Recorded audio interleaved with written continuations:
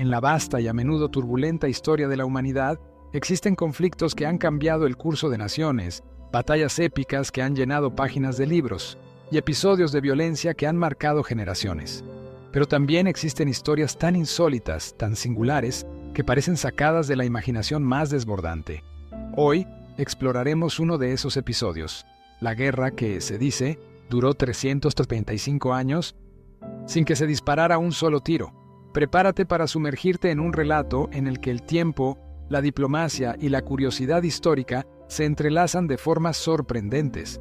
Una historia que nos invita a reflexionar sobre la naturaleza de los conflictos humanos, el poder de la burocracia y el legado de lo absurdo en la política internacional.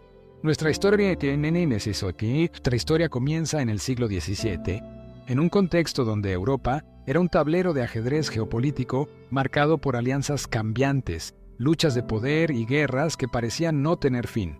En el corazón de esta trama se encuentra un pequeño pero histórico grupo de islas, las Sorlingas, conocidas en inglés como las Isles of Scilly, ubicadas al suroeste de Cornualles, en el extremo occidental de Inglaterra.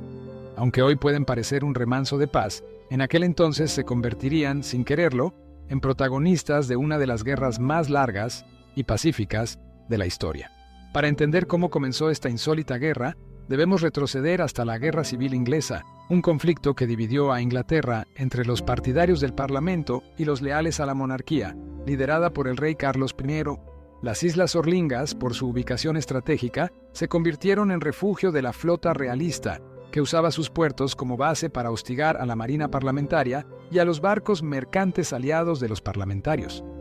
Mientras tanto, los Países Bajos, una potencia naval y comercial en ese entonces, veían con preocupación cómo sus propios barcos eran atacados por corsarios realistas desde este archipiélago. La República de los Países Bajos, aliada de los parlamentarios y deseosa de proteger sus intereses comerciales, decidió tomar cartas en el asunto. Así, en 1651, el almirante holandés Maarten Tromp llegó hasta las islas para exigir una compensación por los daños causados a los navíos holandeses. Pero las negociaciones fracasaron. Ante la negativa de los realistas de las Sorlingas de indemnizar a los Países Bajos, Tromp declaró la guerra formalmente a las islas. Y aquí es donde la historia toma un giro inesperado. La declaración de guerra fue, en efecto, válida, al menos desde el punto de vista diplomático, pero nunca se disparó un solo tiro entre los holandeses y los realistas de las Sorlingas. Poco tiempo después, la situación cambió radicalmente. Las fuerzas parlamentarias recuperaron el control sobre las islas, los realistas fueron derrotados y los holandeses regresaron a casa. Sin embargo, en medio del caos, nadie pensó en firmar un tratado de paz ni en declarar formalmente el fin de la guerra. Así, sin disparos, sin batallas y sin un acuerdo oficial, la guerra quedó suspendida en el limbo burocrático de la historia. Pasaron los años, luego las décadas y finalmente los siglos. La supuesta guerra entre las Islas Sorlingas y los Países Bajos quedó olvidada en los archivos polvorientos de la diplomacia. Las islas siguieron su vida tranquila, ajenas a su estatus técnico de enemigo de una potencia europea. Ni los habitantes de las islas ni el gobierno holandés parecían recordar el conflicto. No fue hasta el siglo XX que la historia resurgió. Un historiador local, intrigado por viejos documentos, se percató de que no existía ningún tratado de paz oficial entre las Sorlingas y los Países Bajos.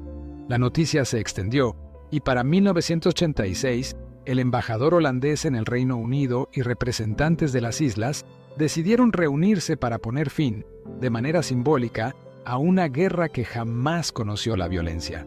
La ceremonia fue sencilla, casi humorística, pero cargada de significado. Con sonrisas, apretones de manos y documentos firmados, se dio por concluida la guerra más larga de la historia. Una guerra que, curiosamente, nunca llegó a cobrarse una sola vida ni a causar destrucción alguna. Así, después de 335 años, la paz fue declarada oficialmente, cerrando un capítulo que había permanecido abierto por simple olvido. Este relato nos invita a reflexionar sobre la importancia y a veces la extravagancia de la diplomacia y la burocracia internacional. ¿Cuántos otros conflictos han quedado olvidados en los márgenes de la historia? ¿Cuántos tratados, acuerdos o desacuerdos han marcado el destino de naciones, simplemente por cuestiones formales o descuidos administrativos? En un mundo donde la guerra suele ser sinónimo de sufrimiento, destrucción y muerte, la Guerra de las Sorlingas es un recordatorio peculiar de que, a veces, el conflicto puede existir solo en el papel, y que la paz puede llegar incluso siglos después, cuando ya nadie recuerda el motivo de la disputa. Además, esta historia revela el valor de la memoria histórica y de la curiosidad.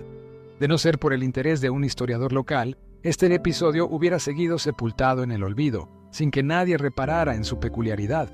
Es un ejemplo de cómo los pequeños detalles, los documentos olvidados y los relatos aparentemente insignificantes pueden enriquecer nuestra comprensión del pasado y aportar una perspectiva distinta sobre los grandes temas de la humanidad.